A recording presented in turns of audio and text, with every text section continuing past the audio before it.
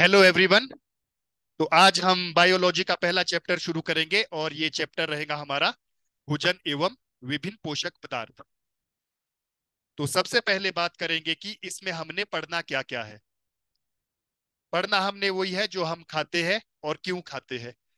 इन दो चीजों के बारे में ही इस चैप्टर में हमने अध्ययन करना है। तो विभिन्न पोषक पदार्थ जो हम भोजन के द्वारा लेते हैं, तो इन पोषक पदार्थों की हमारे शरीर में क्या रिक्वायरमेंट होती है। अगर इन पोषक पदार्थों की हमारे शरीर में कमी हो गई तो इससे हमें क्या नुकसान हो सकते हैं। तो भोजन के द्वारा हम जैसे विभिन्न पोषक पदार्थ होते हैं, जैसे कार्बोहाइड्रेट की बात करते हैं। तो कार्बोहाइड्रेट क्या करता है कि हमें तुरंत ऊर्जा देता है। मान लीजिए अगर आप बीमार होते हो तो आपको डॉक्टर के द्वारा जूस पीने की सलाह दी जाती है, क्योंकि बीमारी की हालत में हमारे सभी अंग जो है वो डिस्टर्ब हो जाते हैं, तो ऐसे में हम खाना नहीं खा सकते। तो जब अगर बीमार होंगे तो हमें एनर्जी की तो उस वक्त ज्यादा जरूरत होती है। तो फलों के रसों में या जूस में कार्बोहाइड्रेट पाया जाता है। तो जब अगर आप जूस लेते हो तो उसका डाइजेशन आसानी से हो जाता है और तुरंत आपको ऊर्जा मिल जाती है। तो दूसरे पोषक पदार्थ की बात करेंगे वसा की। वसा का हमारे शरीर में क्या रोल्स होता है। तो वसा का भी हमारे शरीर में वही रोल है, ये भी हमें एनर्जी प्रदान करते हैं। तो वसा हमें जैसे तेल हो गया, घी हो गया, इन चीजों से हमें वसा मिलती है। तीसरी बात करेंगे प्रोटीन्स की। तो प्रोटीन्स क्या करते हैं, हमारे शरीर को बनाने का काम करते हैं। ये हमारी शारीरिक वृद्धि के लिए अति आवश्यक होते हैं। अब प्रोटीन्स की कमी हो गई तो जेरोक्फेल्मिया हो जाएगा, क्वाशियोरकोर रोग हो जाते हैं इससे। तो मैरास्मस रोग जो है वो 1 साल से कम उम्र के बच्चों को होते हैं, और क्वाशियोरकोर जो है वो 1 साल से 5 साल के बच्चों में ये होता है। यानी कि होता क्या है, इसमें कुपोषण के शिकार हो जाते हैं, मल न्यूट्रिशमेंट के। तीसरी बात करेंगे विटामिन की। तो विटामिन हमारे शरीर में हमें रोगों से सुरक्षा प्रदान करते हैं। तो विटामिन की कमी हो गई तो जैसे विटामिन ए की कमी हो गई तो जीरोक्फेल्मिया हो जाएगा। विटामिन ई की कमी हो गई तो नपुंसकता हो जाएगी। विटामिन बी 12 की कमी हो गई, विटामिन 12 की कमी हो गई तो हमारे शरीर में आरबीसी काउंट कम हो जाएगा। तो इससे हमें एनीमिया रोग हो जाता है। तो अब बात करते हैं, अब साधारण शब्दों में हम भोजन को डिफाइन करने की कोशिश करते हैं कि भोजन है क्या है। तो भोजन, जो पोषक पदार्थ हम खाते हैं वह भोजन कहलाता है। तो भोजन करता क्या है कि भोजन हमें ऊर्जा प्रदान करता है। एक, जैसे मैंने बात की कि ऊर्जा प्रदान करने का काम किसका है, कार्बोहाइड्रेट का। शारीरिक वृद्धि करते हैं, शारीरिक वृद्धि कौन करेंगे, प्रोटीन्स करेंगे। और हमें रोगों से सुरक्षा कौन प्रदान करता है, तो ये काम जो है वो विटामिन का होता है हमारे शरीर में। विटामिन, जैसा कि आप जानते हैं कि हमारी बड़ी आंत में कुछ अच्छे बैक्टीरिया होते हैं जो विटामिनों का निर्माण करते हैं। तो कई बार ऐसा देखा जाता है कि जब हम बीमार होते हैं या हमें बुखार हो गया तो हम डॉक्टर के पास जाएंगे, तो डॉक्टर हमें बुखार की दवाई के साथ साथ जो है वो विटामिन की दवाई भी देता है। तो वो इसलिए दी जाती है क्योंकि जब हम हैवी एंटीबायोटिक की डोज लेते हैं तो जो हमारी बड़ी आंत में अच्छे बैक्टीरिया होंगे वे भी बेचारे मर जाते हैं। तो एक बीमारी से तो आप ठीक हो गए, लेकिन जो विटामिन की कमी हो गई तो दूसरी बीमारी वहां से भी हो सकती है। तो इसलिए आपको विटामिन की गोलियां भी दी जाती है।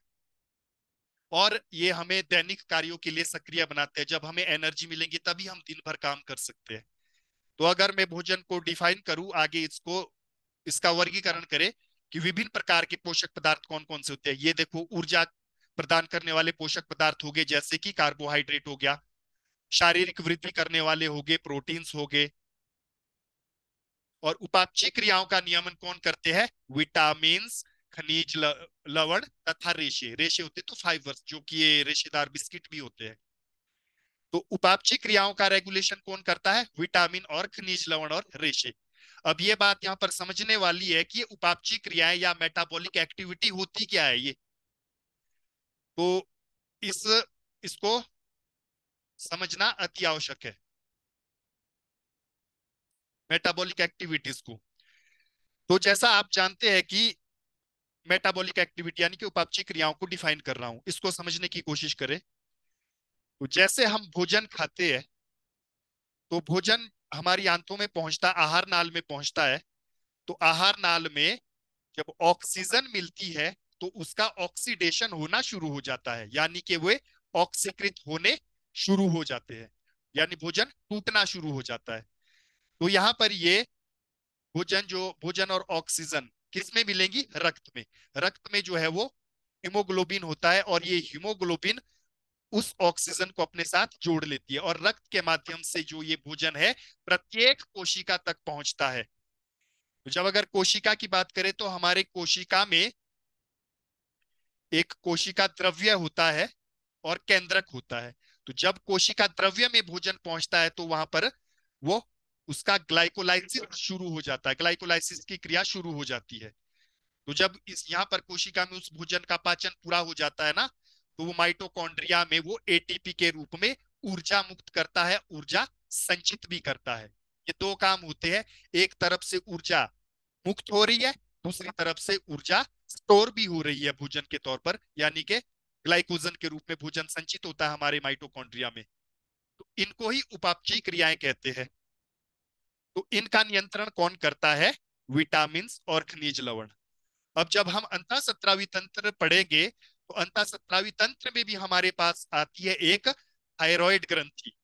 वो थायराइड ग्रंथि भी क्या करती है? हमारी उपापचयी क्रियाओं को या मेटाबॉलिक एक्टिविटीज को कंट्रोल करती है, उसका नियमन करती है। जब ये थायराइड ग्रंथि यानी कि अपना काम करना छोड़ दे तो क्या होता है, एक उदाहरण से समझते हैं। कि कई लोग होते हैं जो ये कहते हैं कि भाई मैं खाता पीता तो बहुत हूं लेकिन मुझे वो लगता नहीं है, रहते वो दुबले पतले।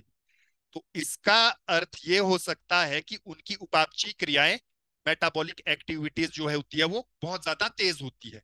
एक तरफ से भोजन आया और ऊर्जा मुक्त हुई, डायरेक्ट ऊर्जा मुक्त होती है, लेकिन स्टोर वहां पर कुछ भी नहीं होता है। तो यानी कि उपापचयी क्रियाएं इतनी तेज होती है कि स्टोर होने के लिए जब अगर कुछ बचेगा ही नहीं तो वो सारी एनर्जी मुक्त हो जाएगी, तो वो दुबले पतले रहते हैं। तो इसको क्या बोलते हैं? हाइपोथायरॉइडिज्म। ये एक कारण हो सकता है इसका।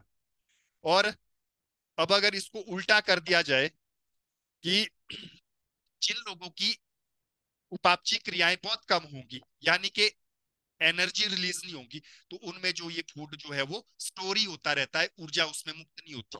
तो कुछ लोग ज्यादा मोटे मोटे ही होते रहते हैं, चाहे वो डाइटिंग 2 रोटी भी खा लेंगे तो भी वे फैलते ही जाते हैं, यानी कि वो मोटे होते ही रहते हैं। तो इसे कहते हैं उपापचयी क्रियाओं का नियमन। तो ये जो थायराइड ग्रंथि होती है या और ये विटामिन होते हैं, ये हमारी उपापचयी क्रियाओं को कंट्रोल में रखते हैं, यानी कि ऊर्जा भी मुक्त होगी और उसके साथ एनर्जी ग्लाइकोजन के रूप में स्टोर भी होगी। आगे बात करते हैं।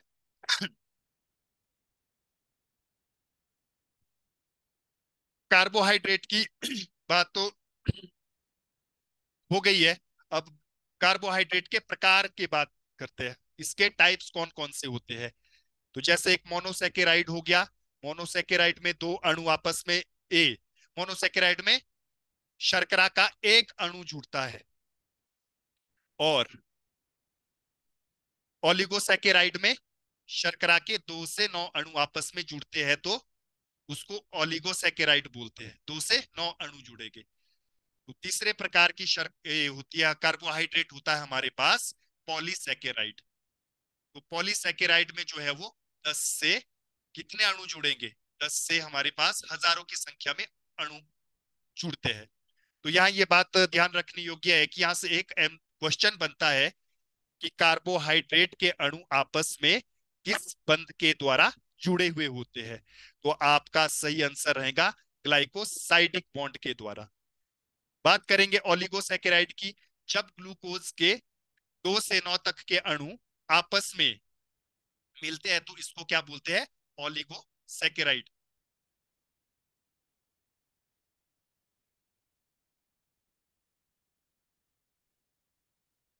यानी कि इसको ओलिगोसैकेराइड बोलते हैं, ओलिगोसैकेराइड।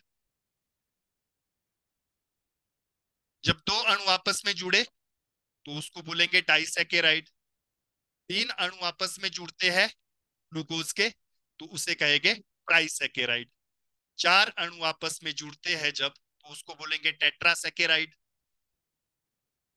मोनोसैकेराइड के पांच अणु आपस में जुड़ेंगे तो कहेंगे पेंटासैकेराइड। छह अणु आपस में जुड़ते हैं तो उसे कहते हैं हेक्सासैकेराइड। तो यहां पर देखो लिखा हुआ है कि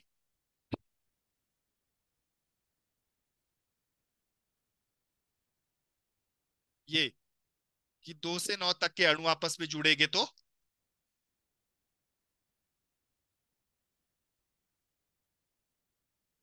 2 से आपस में जुड़ेंगे तो ये ग्लाइकोसाइडिक बॉन्ड के द्वारा आपस में जुड़ते हैं। अब कैसे जुड़ते हैं, इसमें ग्लाइकोसाइडिक बॉन्ड होता कैसे है? ग्लूकोज को देख लो। ग्लूकोज का सामान्य सूत्र C6H12O6 प्लस दूसरा ग्लूकोज इसमें जोड़ेंगे C6H12 प्लस O6, यानी कि ये दो अणु हमारे पास ग्लूकोज के हो गए यहाँ पे। तो अब हमने एक इसमें रासायनिक अभिक्रिया करनी है। इसमें से हम पानी का अपघटन कर देंगे, यानी कि H2O को हम यहाँ से निकाल देंगे। तो ये अभिक्रिया कहती होगी इसमें निर्जलीकरण, यानी कि डिहाइड्रेशन करेंगे इसका। तो देखो यहाँ पर स्टार्टिंग में देखो, कार्बन के 6 अणु है और लास्ट में भी और यहाँ पर दूसरे में कार्बन के 6 अणु है, तो ये कार्बन के 12 हो जाएंगे। तो आगे देख लो हाइड्रोजन। हाइड्रोजन के इसमें 12 है, इसमें भी 12 है। तो हमने दो अणु हाइड्रोजन के निकाल देने हैं, जैसे H2O। तो हाइड्रोजन के ये 24 बने, तो 24 में से दो निकालेंगे, यानी कि H हाइड्रोजन के 12 आ जाएंगे। फिर ऑक्सीजन को देख लो, यहाँ पर ऑक्सीजन के 6 है और यहाँ भी 6 है। तो जब इसमें से एक ऑक्सीजन का अणु जाएगा तो बचेंगे कितने? 11। तो ये O11 और ये बनी माल्टोज शर्करा। इस तरह से माल्ट शर्करा का इसमें निर्माण हो गया निर्जलीकरण करने पर। हमने H2O, दो हाइड्रोजन के अणु अलग किए और एक ऑक्सीजन का। तो डाइसैकेराइड के फॉर एग्जांपल देख लेते हैं, जैसे सुक्रोज। सुक्रोज क्या होता है? Glucose plus fructose. जब इसमें ग्लूकोज और फ्रैक्टोज के दो मोनोसेकेराइड के दो अणु मिले तो बना सुक्रोज। अब इस होता क्या क्या है इसमें, ये सुक्रोज जो है वो ये जल में घुलनशील होते हैं, ठीक है। इसको कैन शुगर भी बोलते हैं। और तीसरा होता है इसको कि इसे ये साधारण शर्करा या टेबल शुगर भी इसको बोलते हैं। तो याद रखना इसको, इसकी प्रॉपर्टी कि ये जल में घुलनशील होते हैं, और दूसरा इसको केन शुगर भी कहते हैं, और तीसरा होता है इसमें इसे साधारण शर्करा या टेबल शुगर भी कहते हैं। इसको टेबल शुगर इसलिए कहते हैं क्योंकि जब हम खाने के टेबल पर बैठते हैं तो वहां पर शक्कर वक्कर होती है, तो इसलिए इसको टेबल शुगर के नाम से जाना जाता है। क्वेश्चन आता है यहाँ से कि टेबल शुगर किसे कहते हैं, तो आपका आंसर रहेगा सुक्रोज। दूसरी बात करेंगे लैक्टोज की। तो लैक्टोज किसमें पाई जाती है शर्करा? दूध में पाई जाती है ये शर्करा, लैक्टोज। तो इसका निर्माण कैसे होता है? ग्लूकोज प्लस ग्लैक्टोज, ये बना लैक्टोज। तो यहाँ पहले जैसे शुरू में बात की थी कि ग्लैक्टोज जो है मोनोसेकेराइड शर्करा है, ये दूध में ही पाई जाती है, लेकिन जब इसमें ग्लूकोज जुड़ जाता है तो बनती है लैक्टोज। और ये लैक्टोज डाइसेकेराइड है और जो ग्लैक्टोज ये मोनोसेकेराइड है।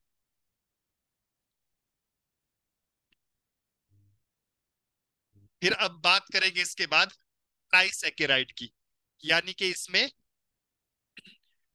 मोनोसेकेराइड के 3 अणु आपस में मिलेंगे तो उसको कहते हैं ट्राइसेकेराइड।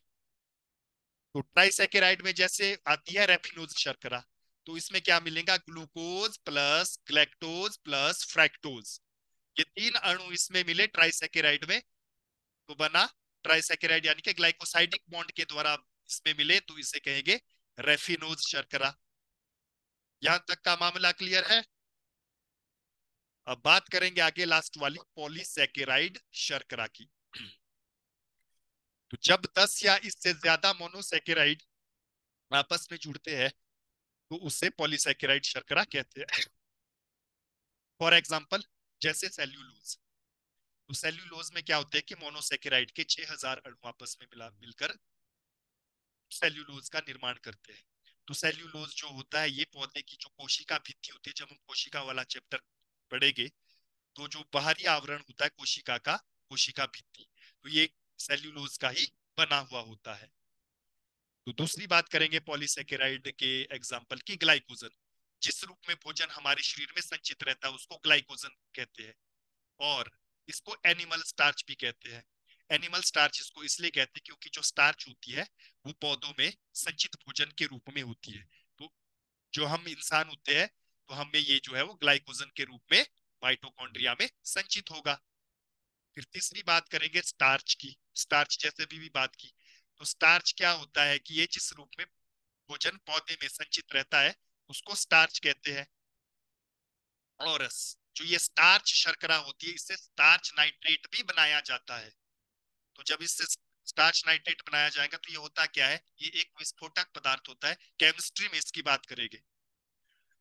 तीसरी होगी हमारे चौथी होगी हमारे पास पॉलीसेकेराइड की काइटिन। जो काइटिन होती है ये जो होते हैं ना कवक, फफूंद, फंगी, इनकी कोशिका भित्ति जो होती है ये काइटिन की बनी होती है। और काइटिन एक पॉलीसेकेराइड शर्करा है।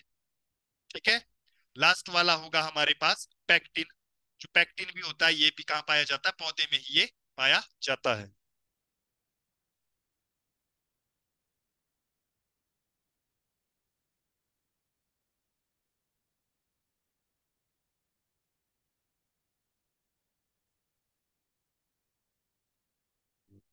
अब बात करेंगे शर्कराओं की कि कुछ शर्कराएं क्या होती है, अपचायक शर्करा होती है, कुछ शर्कराएं होती है अनअपचायक शर्कराएं।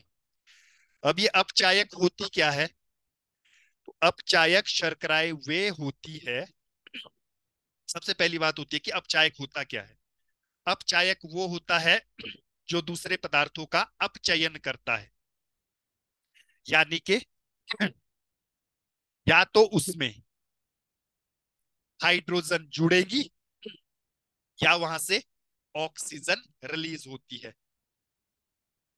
यानी कि ऑक्सीडेशन में जिस तरह से होता है ना कि उसमें ऑक्सीजन जुड़ती है और हाइड्रोजन मुक्त होती है, तो वही अपचायक होती है कि इसमें दूसरे पदार्थ में, या तो उस जब इसको अपचायक शर्करा को किसी दूसरे पदार्थ में मिलाया जाएगा तो या तो वो वहां पे हाइड्रोजन जुड़ेगी या वहां से ऑक्सीजन मुक्त होगी। तो अब ये अपचायक शर्कराएं होती है कि जो दूसरे को रिड्यूस करे, जो दूसरे के गुणों को अपचयन करे, यानी कि उसको रिड्यूस करे। तो ये शर्कराएं दो तरह की होंगी, एक होगी रिड्यूस, एक होगी नॉन रिड्यूस, नॉन रिड्यूसिंग शर्करा, अनअपचायक। तो अपचायक में यानी कि कौन सी शर्कराएं आती है, सभी मोनोसेकेराइड शर्कराएं इसमें आएगी। और डाइसेकेराइड की होंगी जिसमें मोनोसेकेराइड के दो अणु होंगे, जो दो अणुओं के मिलने से बनती है, वो होगी लैक्टोज और माल्टोज। ये भी कौन सी शर्करा है, डाइसेकेराइड शर्करा है। लैक्टोज का निर्माण कैसे होगा, ग्लूकोज प्लस ग्लैक्टोज मिलेंगे तो लैक्टोज बनेगा, और ग्लूकोज प्लस ग्लूकोज मिलता है तो माल्टोज बनता है। दूसरी अनअपचायक प्रकृति की शर्कराएं होती है कि जो दूसरों के गुणों में परिवर्तन परिवर्तन नहीं करती है, यानी कि ना वहां पर इनके मिलाने से ना वहां पर हाइड्रोजन जुड़ेंगी और ना वहां से ऑक्सीजन रिलीज होगी। तो इसका एक्सपेरिमेंट इस तरह से होता है कि एक नीले रंग का एक बेंडिक्ट विलियन होता है, या इसको फेलिंग विलियन बोलते हैं, और ये नीले रंग का होता है। तो इसमें जब क्या होता है, इस विलियन में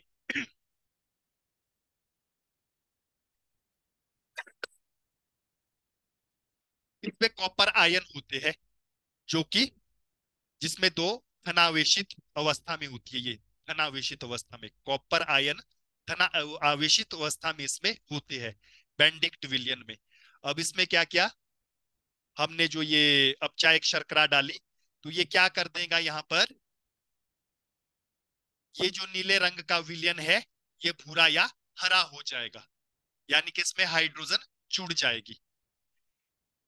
तो आगे इससे रिलेटेड एक एमसीक्यू लाया है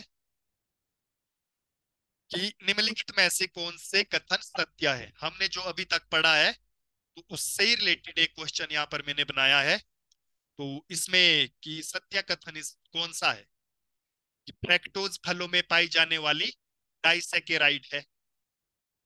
ग्लूकोज एक अनअपचायक शर्करा है। फेलिंग विलियन से शर्करा की अनअपचायक प्रकृति का पता चलता है। तो इनमें से कौन सा कथन सही है? कि चौथा ऑप्शन है कि वीर्य में माल्टोज शर्करा पाई जाती है। तो इसमें से कौन सा कथन सही है?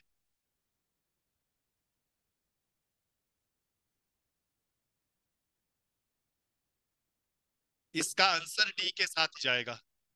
इसमें कोई भी कथन सत्य नहीं है। अब कैसे? बात करेंगे फ्रैक्टोज की, कि फ्रैक्टोज फलों में पाई जाने वाली डाइसैकेराइड शर्करा है। फ्रैक्टोज फलों में पाई जाती है, ये ठीक है कि फ्रैक्टोज शर्करा जो है फलों में पाई जाती है, लेकिन ये डाइसैकेराइड नहीं, ये मोनोसैकेराइड है। इसमें केवल एक ही अणु होता है। दूसरी बात, ग्लूकोज एक अनअपचायक शर्करा है। तो ये भी गलत है। ग्लूकोज एक अनअपचायक नहीं बल्कि एक अपचायक शर्करा है। यानी कि जितनी भी मोनोसैकेराइड होती है ये सभी अपचायक प्रकृति की होती है, जो जिसमें रिडक्शन का गुण हो, जो रिडक्शन करती है दूसरे पदार्थों का। तीसरी बात, फेलिंग विलियन से शर्करा की अनअपचायक प्रकृति का पता चलता है, इससे अपचायक प्रकृति का पता चलता है। चौथी बात है कि वीर्य में माल्टोज शर्करा पाई जाती है, तो वीर्य में माल्टोज नहीं बल्कि इसमें फ्रैक्टोज शर्करा पाई जाती है। तो आज की क्लास यहीं पर समाप्त करते हैं।